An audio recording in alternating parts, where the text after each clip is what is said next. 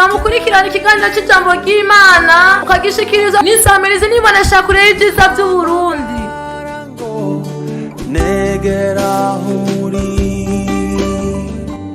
Bakunzi b'isamirizi nibonesha kure y'ibyiza by'u Burundi, turongeye kubaha ikaze mu kiganiro cy'ijambo ry'Imana. Uyu munsi tukaba dufise umutumire wacu, reka tumuhe ikaze. Koze cyane uduhe ikaze. Ku mazina nitwa Sibomana Roger, abasengera ku ishengero bita Ubuntu bw'Imana, akaba riri muri zone Kinama, quartier Bururi, ibarabara ry'I11 nomero 5.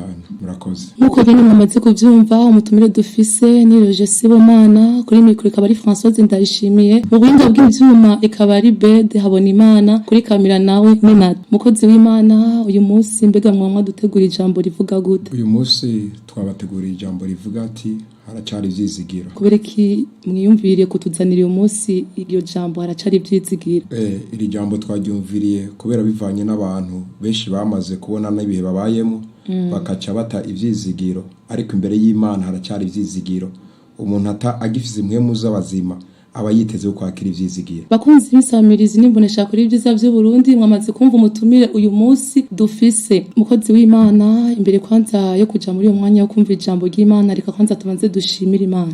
Turagushima data we rugira neza, Mana uhambaye, wagomvye ko uyu mwanya nino saha ko Mana tuba hano.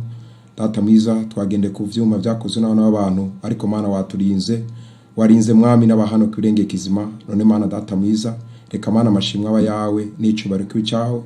Data mwiza, ivyo tugiye gukora byose Mana turongorwe nawe, kuko barongorwa na mpwemu ari bo bana b'Imana. Amen. Murakoze cyane mukozi w'Imana, reka tugwereze ikaze rero mutubwire ico Imana yabashize ku mutima uyu munsi. Ijambo twateguye kuri uno munsi ni ijambo rivuye muri Yobu, ikigabane c'14 umurongo w'indwi n'umurongo w'8.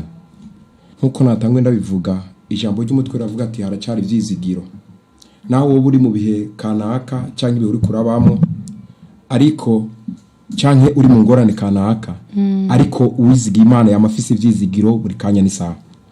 Urashobora kuba warize ariko atakaza uraronka, urashobora kuba ufise umuryango ariko umuryango ukaba waragutaye, ariko iri jambo rivuga ati haracyari ivyizigiro imbere y'Imana. Uwizeye Imana byose birashoboka.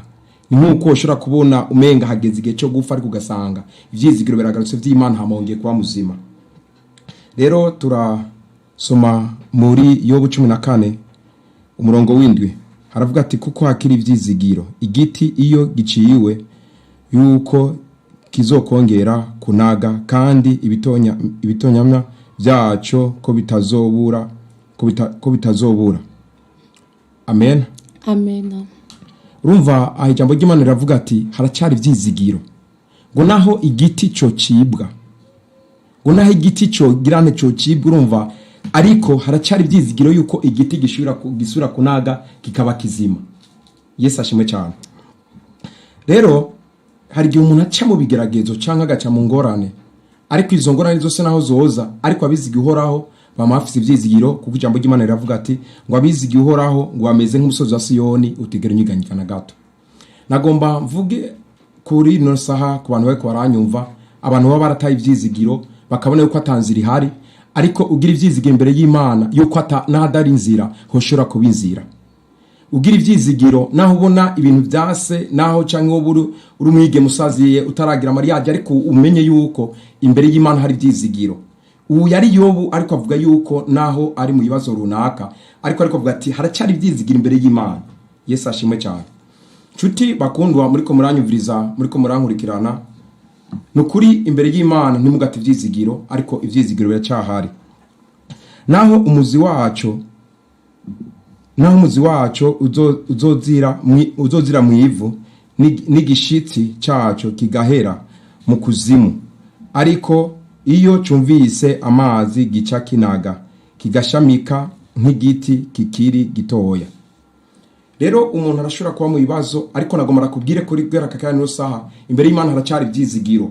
Ivyo byose ubona bikuruhije, ivyo byose bikugoye, ivyo byose ubona bikubujije amahoro, ariko wizere yuko imbere y'Imana hari ivyizigiro. Ivyo byose ubona ko bitagenda neza, we namba wararondeye akazura kabura, ariko umenye yuko imbere y'Imana hakiri ivyizigiro, akazi wokaronka karonka. Yesu ahimbaze cyane. Ego muri Yesaya haravuga ati ngo nyarucara azova mu ihanga, gunyarucara azovamwo ihanga. Rero bisobanuye yuko umuntu wese ari mu bibazo canke ari mu ngorane, ariko twizere imbere y'Imana ko ari ivyizigiro. Umuntu naho yogira naho wo kwankwa ugasura ukankwa, ariko twizere imbere y'Imana haracyari ivyizigiro. Naho umuryango woguta, umuryango ukaguta, ariko ndizeye yuko imbere y'Imana hari ivyizigiro, umuryango ushobora kukugarukira kandi ukagutora. Haleluya.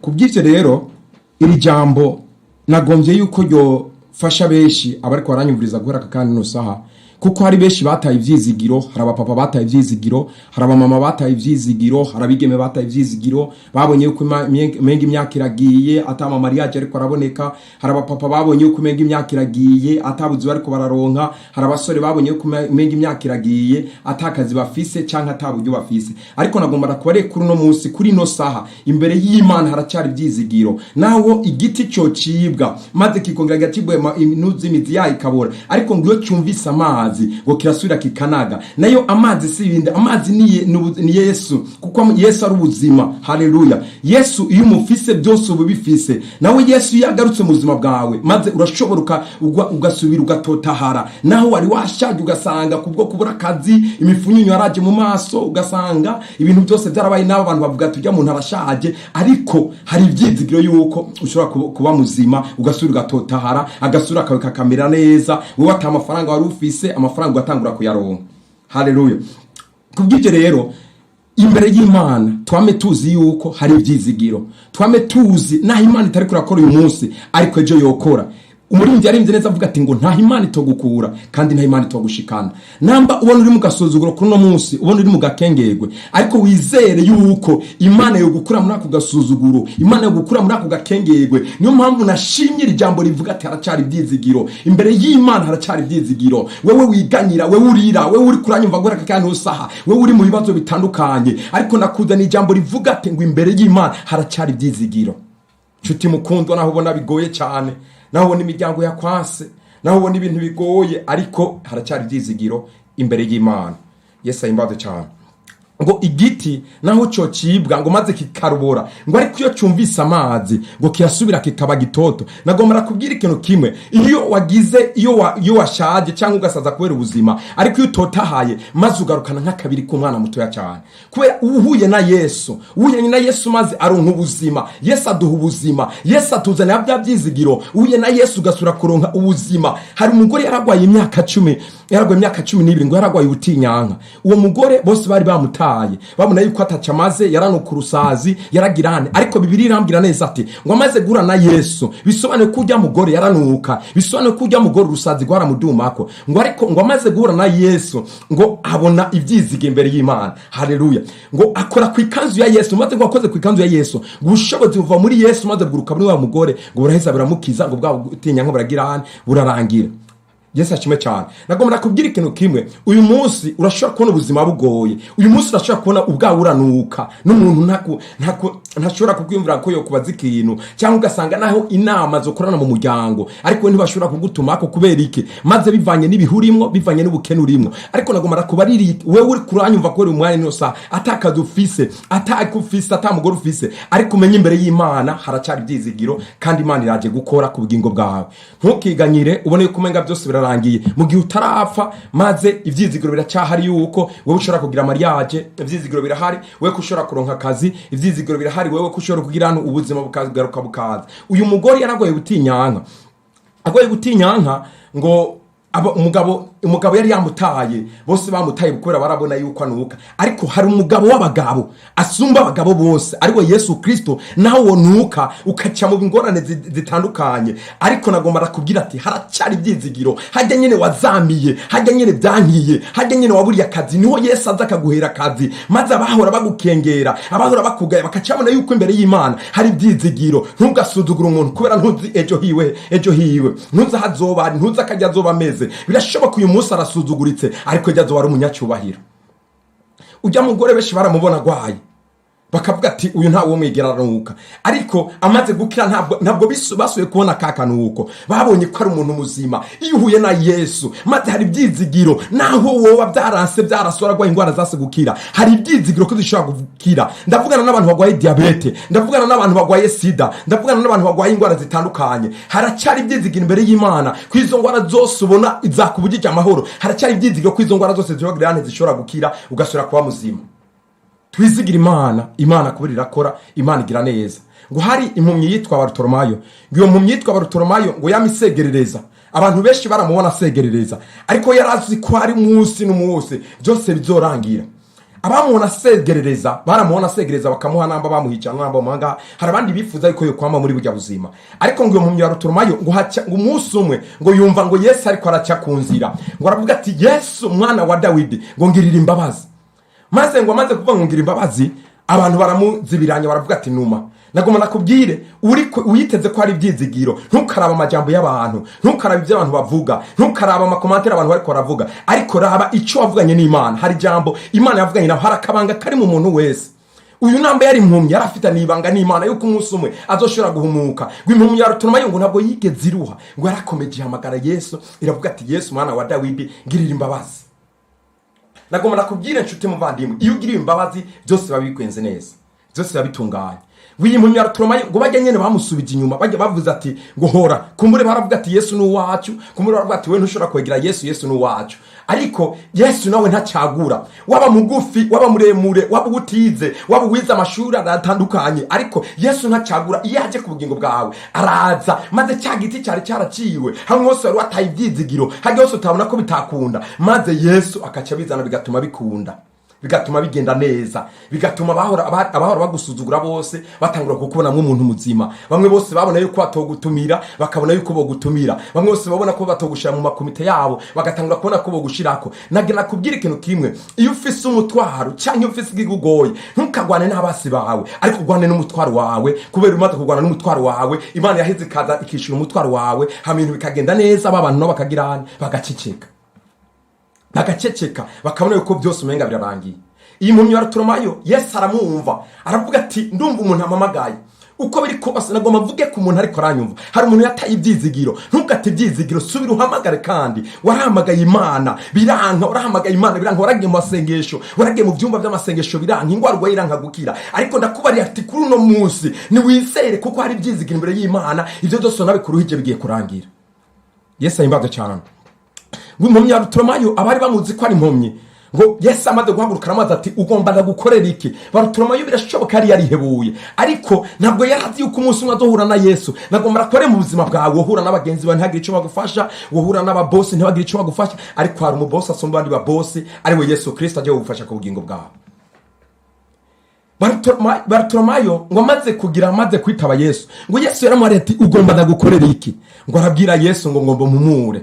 Arahumuka. Birashoboka yari ataye ibyizigiro, urabona ko atazosura guhumuka, ariko arahumuka. Bamwe bose bari ko bamubona ari impumyi, batangura kubona Barutolomayo ari muzima abona. Ni nkuko rero ibintu uri kuracamo, reka ubicemo. Ntaco bitwaye agakinge uri kurakengerwa, ntaco bitwaye ibibazo uri kuragenderamo, ntaco bitwaye ingorane uri kuragenderamo, ariko nagomba kubarira ati imbere y'Imana haracyari ibyizigiro. Imana yaje gukora ku bugingo bwawe, wowe uri kuranyumva aho uherereye hose. Imana yaje gukora, wowe uri kurumviriza isamirizi, Imana yaje gukora, Imana yaje gutabara ibibazo byose uri kuracamo, izo ngorane zose uri kuracamo. Imana yaje gukora, Imana yaje kuzamura, nta Imana itogukora kandi Imana itogushikana. Namba utubatse gasekebe muri 2020, ariko 2023 ugiye kuyubaka. Namba utagize mariage muri 2020, ariko 2023 ugiye kuyubaka. 2023 ugiye kubona ikiganza cy'Imana, Imana igiye kugutabara, kuko hakiri ibyizigiro. Komeza gusuhamagara Imana. Ngo Barutolomayo ntabwo yigeze aca intege, ariko yaragize ntiyakomeje ahamagara Imana, arahamagara aravuga ati Mana. Birashoboka nawe warahamagaye Imana, ariko komeza uhamagare. Kandi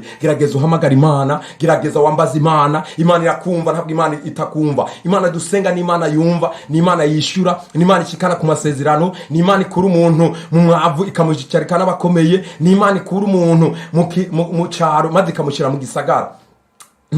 Abantu reka bakugaye, ariko Imana iraje kuguhesha icyubahiro.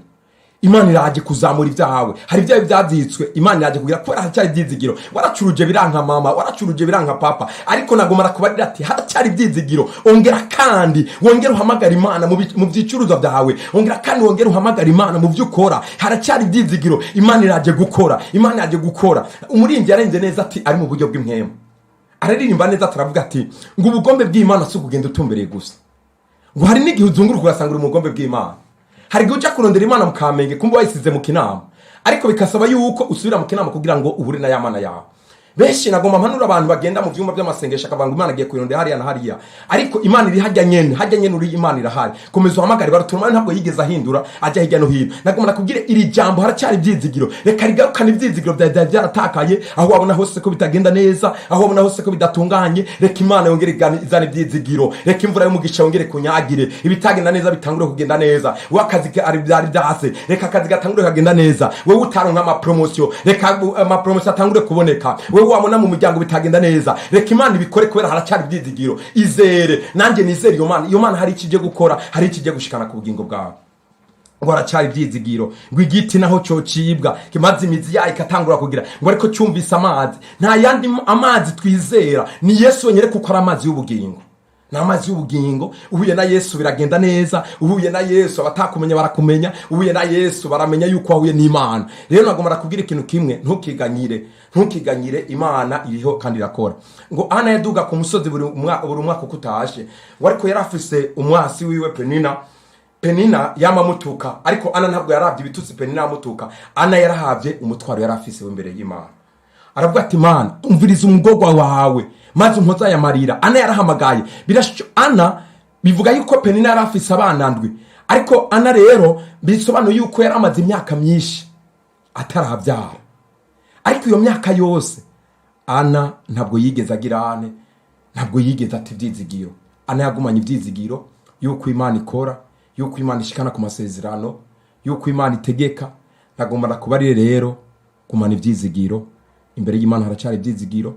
Ubona mariage ugerageza bikanka, ubona akazi ugerageza bikanka, wowe ubona mu muryango bitagenda neza, wowe ubona agasuzugura ari kenshi cyane, ariko haracyari ibyizigiro. Ibyo byose yuko bishobora kurangira.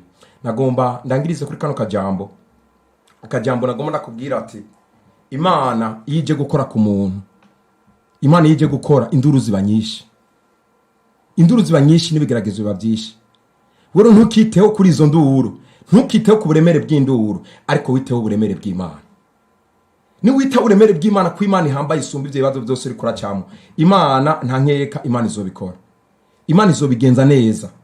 Aho hose ubona ko bitagenda neza, aho hose ubona ko bidatunganye, Imana iriho kugira ngo igirene ibitunganye. Ntuti ibyizigiro, ariko cira ibyizigiro imbere y'Imana yuko Imana ishobora gukora. Sara yarashaje cyane, ariko ntigeze ati ibyizigiro ko adashobora kubyara. Yarabyaye.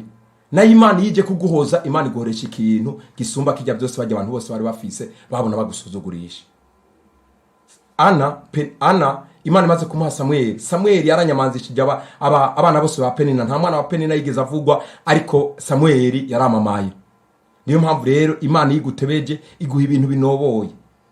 Ntabwo Imana iguhinda umange, Imana iguha ibintu binoboye, Imana iguha ibintu bitunganye, Imana iguha ibintu bimeze neza. Kubw'ivyo rero ntugate ibyizigira imbere y'Imana, guma ku Mana yawe. Imana iriho kugira ngo ikore. Ngo nta wayizigiye yigeza kugwa n'isoni, ngo kuko ninteturuye kandi numugira neza, ngo ahigeze biremegwa, ahigeze biratungana. Nawe rero komeza wizigira Imana, kuko byose Imana niyo ibikora, byose Imana izobikora. Ibyo byose ubona uko bigumye, Imana yaje kubyorosha. Ibyo byose ubona uko bihambaye, uhugwa ingwara zase gukira, Imana yaje kuzigukiza. Gumana ibyizigiro, maze Imana iriho kubgawe. Imana irakuzi, ntabwo Imana yakwibagiye, ariko Imana irakuzi kandi Imana igufite umugambi. Kuri no mugoroba Imana yagufite umugambi. Nawe rero wizere Imana, nanjye ndayizere hari ikintu Imana ije gukora. Hama yari ijambo rivuga ati haracyari ibyizigiro kuba badufatiye hagati. Ni ijambo rivuga ati haracyari ibyizigiro imbere y'Imana. Naho wogira ntiwosuzugurwa kagira gute ibintu bikanka, ariko haracyari ibyizigiro yuko ibintu bishobora gukunda. Haracyari ibyizigiro ibyo warondeye bikanka ko bishobora gukunda. Petro yaragiye kuroba, amaze kuroba amafara yabura, ariko Yesu aramwara ati tere urusenga rwawe mu kiyaga. Amaze gutera urusenga rwawe mu kiyaga, naho yari yarondeye yabuze, yakesheje ijoro ryose yabuze, ariko Imana yaragize yarabikoze kubera Petro atigeze ati ivyizigiro yaravuze ati mushinga ntakuvuze ndabikora Petro maze amafi barayaronka mbere baronka amafarengeje cyane. Rero ntugacika intege, komeza urondere ivyo byose ubona byase, ivyo byose wabuze, ivyo byose warondeye bikanka, Imana izobigufasha kandi Imana bizogenda neza. Ivyo byose ubona ko bidakunda bizokunda, aho hose ubona hatagira inzira hazoboneka inzira. Imana izokugira neza, Imana izogucira inzira ahatagira inzira. Mukozi w'Imana reka tubashimire kubw'amajambo meza uyu munsi mwatuyagiye. Twizere ko abari kwadukurikirana, abari bamaze kwihebura, abagwaye ingwara bamaze igihe kirekire bagwaye ingwara, twizere uyu munsi kubw'ino jambo twumvise, kandi nabo bari bararyumviriza. Twizere yuko hari Imana igiye gukora ku buzima bwabo. Abamaze imisi barondera ubuzima baburonke, abamaze imisi barondera akazi ntibakaronke, eka n'abanyeshuri bamaze imisi bariko baritegurira ibibazo, uyu munsi ugasanga bagiye gukora ariko bitigeze bigenda neza. Ariko haracari ivyizigiro, umuntu wese wari kuratwumviriza, umuntu wese wari kuradutega yompi, haracari ivyizigiro mu vyo ukora vyose, yaba rudandazwa nubwo wari umaze imisi ukora nturonke n'inyungu, ariko uyu munsi Imana igiye kubigenza neza. Imana iraje kudutabara. Mukozi w'Imana, hariho abashoboye kudufatira hagati.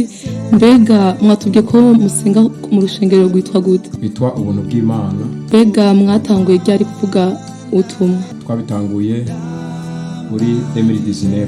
Gushika n'ubu muracabandanya? Gushika n'ubu turacabandanya gushikaho Yesu azogarukira. Nakaya kajambo kanyuma mushoboye kubwira abakunzi biwacu bariko baradukurikirana muri no sana kakanya? Kajambo noshora kubabwira nuko iyo umuntu ahaye amatwi umuntu akamumviriza, harabaho gutabagwa canke kuronka inyishu. Hari umuntu usanga ari mu bibazo ariko ugasanga kubwo kugurira radio ugasanga yumvise ikintu naco kimuhaye ivyizigiro, kandi aho yari yarataye ivyizigiro ugasanga ivyizigiro biragarutse.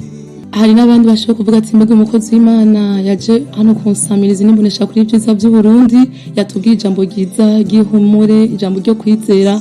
Mbega bari kwatwumviriza, nashobora kubasigira n'akanimero kawe kugira bazokurondera? Akanimero kanje ndashobora kubasigira ni 65 11 41 35. Ya WhatsApp nayo ni 71 71 kandi 86 60. Murakoze cyane, reka tubashimire mwese mwariko muradukurikirana. Cari kiganiro c'ijambo ry'Imana gishikirizwa na Françoise Ndayishimiye, mugenzi wanje mu buhinga bw'ivyuma yari Beda Habonimana. Reka ndagushimire mukozi w'Imana. Mbega uwundi munsi nitwa gutumira muzotwita? Natwe turabashimiye. Uwundi munsi nimwadutumira, niko kazi kacu, tuzobita.